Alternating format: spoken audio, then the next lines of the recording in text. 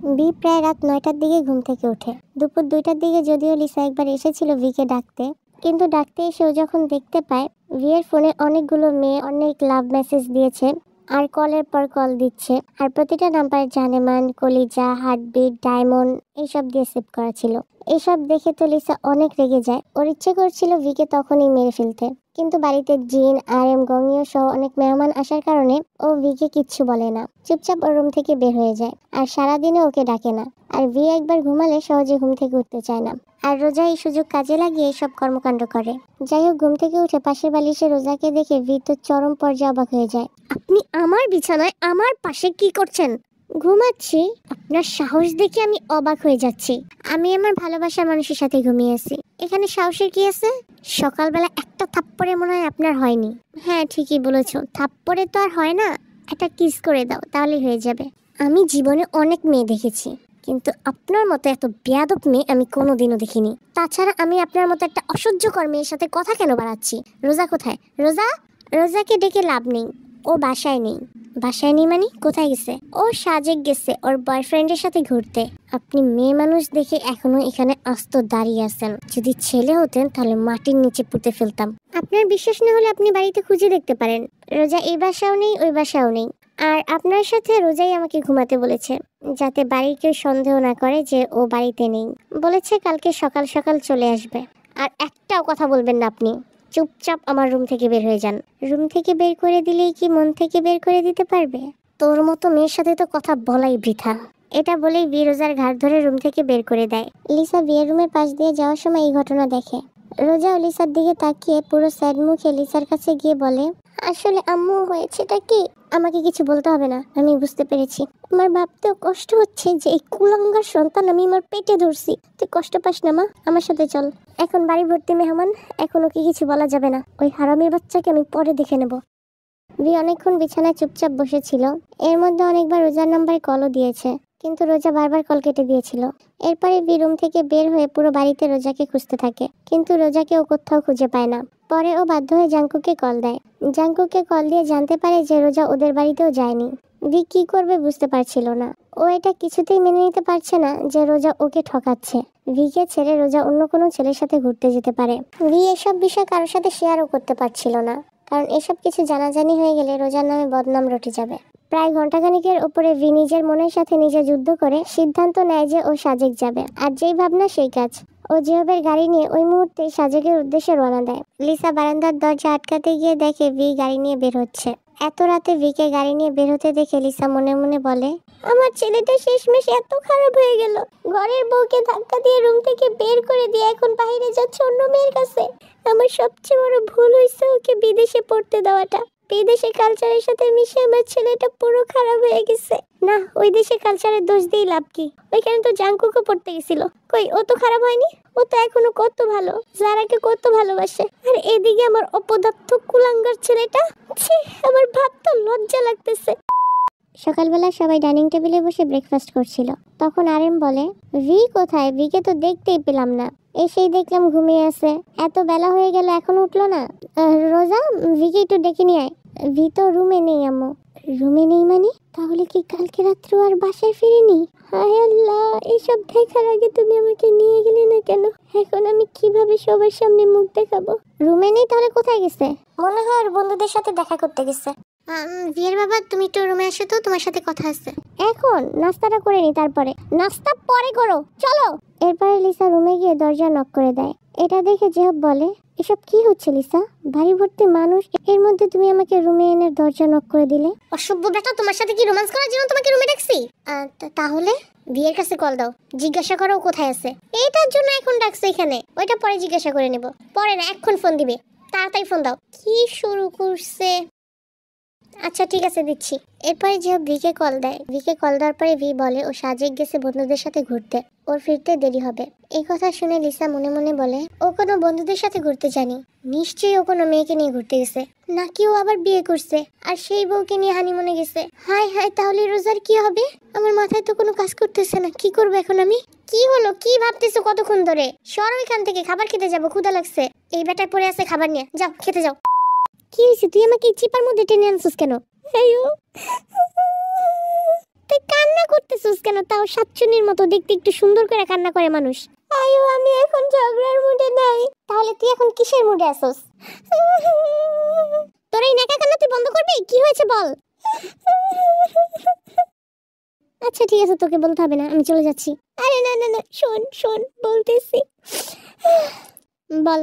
আয়ো রে, আমার ছেলেটা তো পুরো খারাপ হয়ে গেছে। আগে ভালো করে কান্না কর, তারপরে কথা বল। নয়তো আগে কথা বলে তারপরে কান্না কর। তোর এই করে কান্না করার কথা আমি কিছুই বুঝতে পারতেছি না, স্পষ্ট করে বল। আচ্ছা ঠিক আছে বলতেছি। পুরো বাদ হয়ে গেছে। বাদ হয়ে গেছে মানে? বাদ হয়ে গেছে মানে বুঝোস না? খারাপ হয়ে গেছে। কি সব উল্টাপাল্টা বলতেছস? কোথায় খারাপ হয়েছে? ঠিকই তো আছে। ঠিক নাই, তুই তো আমার বাসায় থাকোস না, থাকি তো আমি দেখি সব। আচ্ছা কি হয়েছে বল, এভাবে ঘুরে পেঁচায় না বইলা স্পষ্ট বল কি হয়েছে। পরকিয়া করে। কি? তুই কি ডেট ফেল গাঞ্জা খাইছস? আরে সত্যি কথা, আমি নিজের চোখে দেখছি। এমনকি রোজার গায়ে থাপ্পড় পর্যন্ত দিছে। কি সব বলতেছস তুই? হ্যাঁ, আমি নিজের চোখে দেখছি। গতকাল রাত্রে রোজাকে ঘাট ধরে রুম থেকে বের করে দিছে আর গাড়ি নিয়ে বের হয়ে গেছে। এখনো আসে নাই, কোথায় যেন মেয়েদের নিয়ে ঘুরতে গেছে। কি সব বলতেছস তুই? আমার তো মাথা ঘুরতেছে। আমার কথা শুনেই যদি তোর মাথা ঘুরে তাহলে বোঝ আমার অবস্থাটা কি। আমি তো এই সব কিছু নিজের চোখে দেখছি। হায় আল্লাহ, কি বলস? তাহলে এখন কি করব? ওইটাই তো, কি করব আমি বুঝতে পারতেছি না, এজন্যই তোর কাছে আসছি। আচ্ছা, এটা এমন একটা সমস্যা যে মেয়েরও ঠিক করা যাবে না। তবে আমার কাছে একটা সমাধান আছে। আমি জানতাম তোর কাছে কোনো না কোনো সমাধান থাকবেই, এজন্যই তো তোর কাছে আসছি। কি সমাধান আছে বল? শোন, আমার পরিচিত একটা ল্যাংটা ফকির আছে, তার কাছে যেতে হবে। তার কাছে যে কি করব? আরে সে কোনো তাবিজ তুবিজ দিলে ঠিক হয়ে যাবে। এরকম কত ছেলে মেয়ে পরকিয়া করে, সে ঠিক করে দিছে তো এইসব তাবিজ তুবান দিয়েই। সত্যি বলতেছস ঠিক হয়ে যাবে? হ্যাঁ। তাহলে দেরি করতেছস কেন? চল, বাসা তো মেহমান, তাদের রেখে কিভাবে যাব? আরে মেহমান এমনি তো থাকবো না, তারা বিকালে চলে যাবে। আগে চল বোন, ছেলে মেয়ের সংসারটা বাঁচাই। আচ্ছা ঠিক আছে। আম্মু আমিও যাব। যারা তুই এখানে কখন আসলি? তোমাকে যখন আমার বায়োলজিক্যাল আম্মু নিয়ে আসছিল তখনই। না, তোকে কোথাও যেতে হবে না, বাচ্চা মানুষ তুই এখানে থাক। না আম্মু আমি যাব না, তো আমি বিবাহের কাছে বলে দেব। থাপ্পড় চিনোস আমার? আমি যাব আম্মু। আচ্ছা ঠিক আছে, সমস্যা নেই, লিসা নিয়ে যাই। কি হয়েছে, ছোট বাচ্চাই তো। আচ্ছা তুই যেটা ভালো বুঝিস সেটাই কর, আমার মাথায় এখন কোনো কাজ করতেছে না। আরে তুই শান্ত হ, কিচ্ছু হবে না, সব ঠিক হয়ে যাবে। এরপর ওরা তিনজন ফকির বাড়িতে যায়। 5,000 টাকা দিয়ে ফকিরের কাছ থেকে একটা তাবিজ আনে। আর সেই তাবিজ আজকে রাত 9টার মধ্যে চিতাখোলা গিয়ে পুঁতে ফেলতে হবে, আর সেটা একটা 16 বছর কিশোরীর মাধ্যমে। বাড়ি ফেরার পথে লিসা আয়ুকে বলে, এখন কথা হচ্ছে রাত 9টা বাজে, তিনজন মহিলা একা একা কিভাবে যাব? আরে একা একা যাবো কেন, তোর ভ্যাবলা জামাই আছে না, তোর এই ভ্যাবলা জামাইকে নিয়ে যাবো। আয়ু তোকে না বলছে আমার জামাইকে ভ্যাবলা বলবি না? তো ভ্যাবলার মতো দেখা গেলে আমি তাকে কি বলবো? দেখাই, এখন তোর সাথে ঝগড়া করার মুডে আমি নেই। তো আমারও তোর সাথে ঝগড়া করার কোনো ইচ্ছে নেই, সেটা তো দেখেই বুঝতে পারতেছি। আচ্ছা আম্মু, তোমাদের ঝগড়া থামাও, আমার একটা কথা বলার ছিল। কি বলবি বল। তুমি তো বললা যে ল্যাংটা ফকির। কই, ফকির তো ল্যাংটা ছিল না। অসভ্য মেয়ে, ফকির ল্যাংটা থাকবে কেন? ফকিরের নাম হচ্ছে ল্যাংটা ফকির, এজন্য কি ল্যাংটা থাকতে হবে? ও আচ্ছা, তার নাম। কিন্তু এটা আবার কেমন নাম? এরপরে রাত 9টার দিকে ওরা 4জন শ্মশান ঘাটে যায়। কিন্তু প্রথম জেহব রাজি হতে চায়নি, কারণ ও ভূতপ্রেত প্রচুর ভয় পায়, আর সেখানে রাত 9টা বাজে শ্মশানে যেতে হবে। তবে লিসার জোরাজুরিতে জেহব শেষ পর্যন্ত রাজি হয়ে যায়। বাড়িতে রোজা একা ছিল, কারণ সব মেহমান বিকালের দিকেই চলে গেছে। লিসা রোজাকে কিছুই জানায়নি, কারণ ওদের বাসা থেকে শ্মশানঘাট বেশি একটা দূরে ছিল না, 15-20 মিনিটের পথ ছিল মাত্র। তাই লিসা ভেবেছে রোজাকে জানানোর কোনো প্রয়োজন নেই, গিয়েই তো চলে আসবে। জাংকুক ওদের বাড়িতে ছিল, কিন্তু যারাকে ওদের সাথে যেতে দেখে জাংকুকও লুকিয়ে ওদের পিছু পিছু যায়। ওরা 4জন শ্মশানঘাটে যাওয়ার পরে ওদের তো প্রচুর ভয় লাগতেছিল। সবচেয়ে বেশি ভয় পাচ্ছিল জেহব, ওর হাত পা অলরেডি কাঁপা শুরু করে দিছে। এভাবে কাঁপতেছো কেন? মনে হচ্ছে ভূমিকম্প হইতেছে। আমি তখনই বলছিলাম আমাকে নিয়ে এসো না, আমার অনেক ভয় লাগে। আম্মু আমার অনেক ভয় লাগতেছে, আমি বাসায় চলে যাব। তুই বাসায় চলে গেলে কিভাবে হবে? তোকে তো তাবিজটা মাটির নিচে পুঁতে ফেলতে হবে। ভয় পায় না মা, যাও, কিচ্ছু হবে না, যাও। ইস, আমি একা যাব নাকি? তোমরা চলো, আমরা তো আসি এখানে, ভিতরে গিয়ে কি করব? তুই গিয়ে জাস্ট মাটিতে পুঁতে ফেলবি, এরপর চলে আসবি। যা মা, যা, তাড়াতাড়ি যা। আব্বু অ্যাটলিস্ট তুমি চলো। আমি কি করতে যাব? তোর 2টা মা এখানে আছে, তোর 2টা মা থাকতে আমি কেন যাব? তুমি 2টা মা বলতে কি বুঝাতে চাচ্ছ? মানে 2টাই তোমার? ছি আস্তাগফিরুল্লাহ, আমি এইসব কেন বুঝাতে যাব? মানে 2টা মা বলতে বুঝিয়েছি যে একটা শাশুড়ি মা আর একটা নিজের মা। আর আয়ু আপাকে আমি বড় বোনের মতো মনে করি। ছি, কি সব বলো লিসা? হ্যাঁ হ্যাঁ, বড় বোনের মতো মনে করি। এই বড় বোনকে বিয়ে করতে চাইছিলা? আমি চাইনি তো, বাবা চাইছে। কি, তোমার বাবা বিয়ে করতে চাইছে? আরে না, বাবার জন্য তো চাই নাই, চাইছে আমার জন্যই, কিন্তু আমি তো চাই নাই, আমি তো তোমাকে চাইছিলাম। তোদের এইসব ড্রামা বন্ধ করবি? এইসব ড্রামা বাসায় গিয়ে করিস, এটা ড্রামা করার জায়গা না। ও আচ্ছা, সরি। কিন্তু যারা, তুই এখনো দাঁড়িয়েছিস? যা তাড়াতাড়ি। হ্যাঁ, বললেই হলো। নিজের এত বড় মানুষ হয়ে যাওয়ার সাহস পাচ্ছে না, আর আমি এতটুকু মানুষ হয়ে একা একা যাবো। আচ্ছা ঠিক আছে, চল আমরা সবাই যাই। এরপরে ওরা ধীর পায়ে শ্মশান ঘাটের ভিতরে যায়। ওরা শ্মশান ঘাটের ভিতরে গিয়ে দেখে কয়েকজন লোক একটা লাশ দাহ করতেছে। যারা যখনই মাটি খুঁড়তে যাবে তখনই এই লাশটা দাঁড়িয়ে পড়ে। এটা দেখে তো যারা লাশ দাহ করতে এসেছিল তারা যে যার পথে দৌড় দেয়, আর লাশটা ওদের চারজনের দিকে ছুটে আসছিল। এটা দেখে জব এত পরিমাণে ভয় পায় যে ও ভয়ে আয়ুর কুলে উঠে যায়। লুচ্চা বেটা যেমনি একটু সুযোগ পাইছে অমনি অন্য বেটির কুলে উঠে গেছে। তাড়াতাড়ি নাম বলতেছে। লিসা এইসব কথা বলতেছে আর জেহবের পিঠে থাপ্পড় মারতেছে। আরে মিয়া, কুলে উঠা বইসা না থেকে তাড়াতাড়ি ভাগেন। এরপরে আয়ু জেহবকে ধাক্কা দিয়ে ফেলে দেয় আর যারাকে উদ্দেশ্য করে বলে, কিরে তুই খাম্বার মতো দাঁড়িয়ে আছিস কেন? তাড়াতাড়ি চল।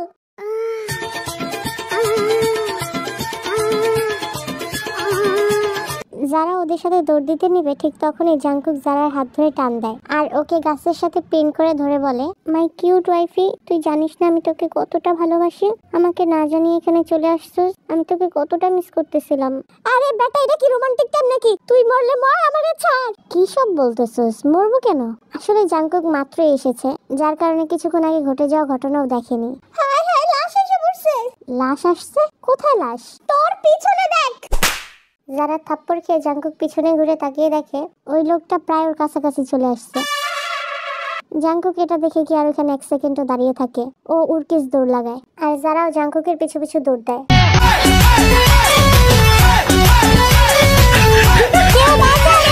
ওরা দৌড় দিয়ে প্রায় শ্মশান ঘাটের মেন দরজার সামনে চলে এসেছিল, কিন্তু এর মধ্যে ওদের জিন আর আরএমের সাথে দেখা হয়ে যায়। বাবা, তোমরা এখানে? হ্যাঁ, জাংকুক বলল তোরা নাকি এখানে আসছস, এই জন্যই আসলাম। তোমরা গ্রামে যাওনি? আসলে হয়েছেটা কি? কি রে, তুই এভাবে চিৎকার করতেছিস কেন? সামনে তাকিয়ে দেখ।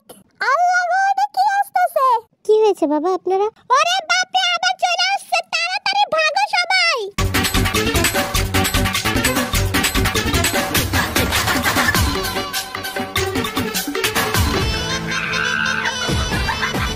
जोर लगा के तुम धड़का, जोर लगा के तुम।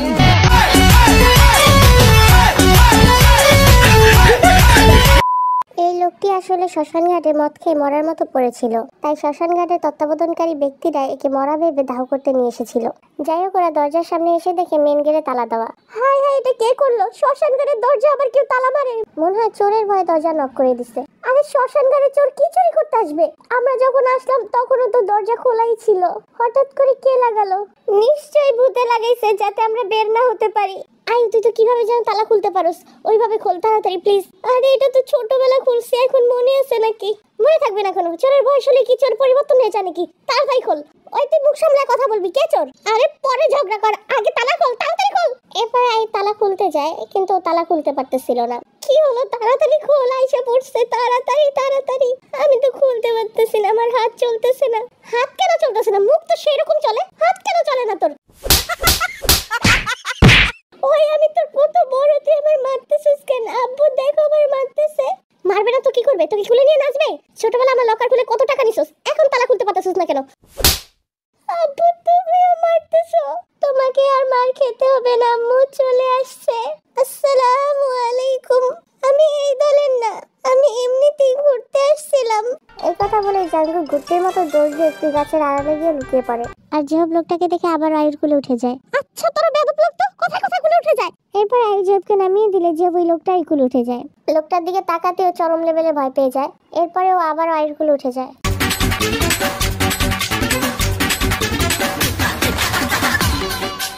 আয়ু জেহবকে ধাক্কা দিয়ে মাটিতে ফেলে ও একটা গাছে উঠে যায়। এরপরে জেহব লাফ দিয়ে জিনের কুলে উঠে পড়ে। জামাই বাবাজি, তুমি বাচ্চাদের মতো কি শুরু করছো? আমি তোমার শ্বশুর। তো কি হয়েছে আব্বা? শ্বশুর তো বাবার মতোই, তাই না? আর বাবার কাছে বাচ্চারা সবসময় ছোটই থাকে। আরেম বেচারা কি করবে, কোথায় যাবে কিছুই বুঝতে পারছিল না। অবশেষে বেচারা আয়ু যেই গাছে উঠেছিল সেই গাছ ধরে দাঁড়িয়ে থাকে। ওই লোকটা এসে আরেমের বামে বাড়ি দিতে থাকে। ভাই আর মারিস না ভাই, আমার পায়ের সমস্যা আছে রে ভাই, চাইনা দে ভাই। আরেমের এই অবস্থা দেখে জিহাব জিনের কুলেই সেন্সলেস হয়ে যায়। তোর দোকান থেকে টাকা না দিয়ে মদ খেয়েছে দেখে তুই আমাকে পুরো মারতে চাইছিলি? তোর এত বড় সাহস! আরে ভাই এটা কি কয়, আমার দোকানে মদ থাকবে কোথায়? আমি তো মদের ব্যবসায়ী না, আমি তো স্বর্ণের ব্যবসায়ী। ও তুই ওই স্বর্ণের ব্যবসায়ী যার দোকান থেকে কিছুদিন আগে আমি চুরি করছিলাম, এজন্য তুই আমাকে পুরো মারতে চাইছিলি? আরে ভাই কি বলেন, আমার দোকানে জীবনেও চুরি হয় নাই। চুরি কিছুদিন আগে জিনের দোকান হইছে। আপনি জিনের কাছে যান, ওই যে জিন, ওই যে। আরেমের বাচ্চা, তোরে তো আমি খুন করে ফেলাইবো। এরপরে লোকটা জিনের কাছে আসলে জিন আকুতি মিনতি করে বলে, বিশ্বাস করেন ভাইজান, আমার দোকান থেকে এখনো পর্যন্ত কোনো চুরি হয় নাই, আর আমি আপনার মারতেও চাই নাই ভাই, প্লিজ এবারের মতো ছাইরা দেন আমারে। কিন্তু লোকটা জিনের কোনো কথা শুনে না, আরেমের মতো করে জিনকে মারতে থাকে। জিনের মার খাওয়া দেখে আরেম সেন্সলেস হয়ে যাওয়ার অভিনয় করে। যারা আয়ুকে বলে, আম্মু এরপরে তুই লোকটা আমাদের কাছে আসবে, আমরা কি করব? কি করব তাই তো। আচ্ছা ঠিক আছে, চল তোর আব্বা আর আমার আব্বার মতো অজ্ঞান হয়ে যাই। আচ্ছা ঠিক আছে। এরপর ওরা দুজন অজ্ঞান হয়ে যাওয়ার নাটক করে মাটিতে শুয়ে থাকে। দূর থেকে জাংকুক এসব ঘটনা দেখে ওর হাত পা কাঁপতেছে। হঠাৎ করে জাংকুক অনুভব করে যে ওর পিছনে কেউ আছে। ও ভয়ে ভয়ে পিছনে ঘুরে তাকিয়ে দেখে লিসা। খালামণি তুমি এখানে কখন আসলে? তোর আসার আগে আসছি। আচ্ছা ঠিক আছে, কোনো সাউন্ড করো না, নয়তো ওই লোকটা আমাদের কাছে চলে আসবে। জাংকুকের কথা শেষ হতে না হতে লিসার ফোনে কল আসে। লিসা ফোনের স্ক্রিনে তাকিয়ে দেখে ভি কল দিয়েছে। বান্দরের বাচ্চা, আর কল দেওয়ার সময় পায় নাই, এই মুহূর্তে কল দিতে কে বলছে? লিসার ফোনের সাউন্ড শুনে লোকটা ওদের দিকে আসতে শুরু করে। এটা দেখে লিসা জাংকুককে বলে, জাংকুক লোকটা তো চলে আসতেছে, কি করব? ওইটাই তো খালামণি, কি করব এখন আমরা? চল ওদের সবার মতো অজ্ঞান হয়ে যাই। মানুষ ইচ্ছে করে অজ্ঞান কিভাবে হয়? তুই জানোস না কিভাবে হয়? আচ্ছা তোকে শিখাচ্ছি। এরপরে লিসা ওর ব্যাগ দিয়ে জাংকুকের মাথায় বাড়ি দিয়ে জাংকুককে অজ্ঞান করে ফেলে, আর ও অজ্ঞান হয়ে যাওয়ার নাটক করে মাটিতে শুয়ে পড়ে। জিন ওদের সবাইকে দেখে মনে মনে বলে, সবাই অজ্ঞান হয়ে কিভাবে শুয়ে রইছে? আর তুই দাঁড়ায় দাঁড়ায় কার মুখ দেখতেছস? নাকি আরেকবার মার খাওয়ার ইচ্ছা আছে? এরপরে জিন ওদের মতো মাটিতে শুয়ে পড়ে। রোজা রুমে বসে হরর মুভি দেখে অনেকটা ভয় পাচ্ছিল, যার কারণে ও রুম থেকে বের হয়ে লিসাকে ডাকতে থাকে। কিন্তু ও কোথাও লিসাকে খুঁজে পাচ্ছিল না, না লিসাকে খুঁজে পাচ্ছিল না জিহাবকে খুঁজে পাচ্ছিল। আম্মু, ওই আম্মু, আব্বু তোমরা কোথায় গেলা? ও পুরো বাড়ি তন্ন তন্ন করে খোঁজে, কিন্তু কোথাও কেউ নেই। এরপর ও লিসার নাম্বারে কল দেয়, কিন্তু লিসার নাম্বার বন্ধ থাকে। ও কি করবে বুঝতে পারছিল না, ওর প্রচুর ভয় লাগতেছিল। এই জন্য রোজা আয়ুদের বাসায় চলে যায়। আয়ুদের বাসায় গিয়েও দেখে ওদের বাসায় কেউ নেই। ও প্রতিটা রুম তন্ন তন্ন করে খোঁজে, কিন্তু কোথাও কেউ নেই। ও আয়ুর ফোনে, জাংকুকের ফোনে একের পর এক সবার নাম্বারে কল দেয়, কিন্তু কেউ কল রিসিভ করতেছিল না। ও ভয়ে প্রচুর ঘামতেছিল, ওর হাত পা কাঁপতেছে। কিছুক্ষণ আগে হরর মুভিতে যেসব ভূত দেখেছে, ওর কাছে কেন জানি মনে হচ্ছে সেই ভূতগুলো ওর পিছনে পিছনে হাঁটতেছে।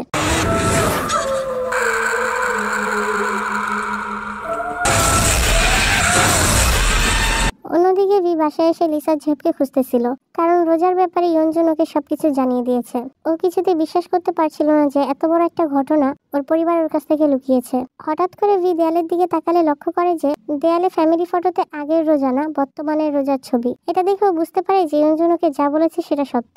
এরপরে ও আশেপাশে রোজার মেডিকেল রিপোর্ট খুঁজতে থাকে। অনেকক্ষণ খোঁজার পরে ও সেই রিপোর্টগুলো পেয়ে যায়, আর রিপোর্টগুলো দেখে ও একদম শিওর হয়ে যায় যে ওর আগের রোজাই এই রোজা। এর মধ্যেই আয়ুদের বাসা থেকে রোজার চিৎকার ভেসে ওঠে। ভি দৌড়ে যায় সেখানে। ভি আয়ুদের বাসায় গিয়ে দরজা নক দেয়। দরজা নক দেওয়ার শব্দ শুনে রোজা ভাবে যে কোনো ভূত এসেছে। এজন্য ও একটা লাঠি নিয়ে দরজা খুলে, আর দরজা খুলে চোখ বন্ধ করে মারতে শুরু করে। স্টপ রোজা, আমি ভি। ভি এর কথা শুনে রোজা থেমে যায় আর কাঁদো কাঁদো কণ্ঠে বলে, ভি তুমি এসেছো।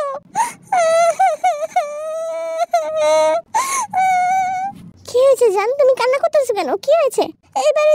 এবারে তো ভূত আছে, আমাকে মেরে ফেলবে।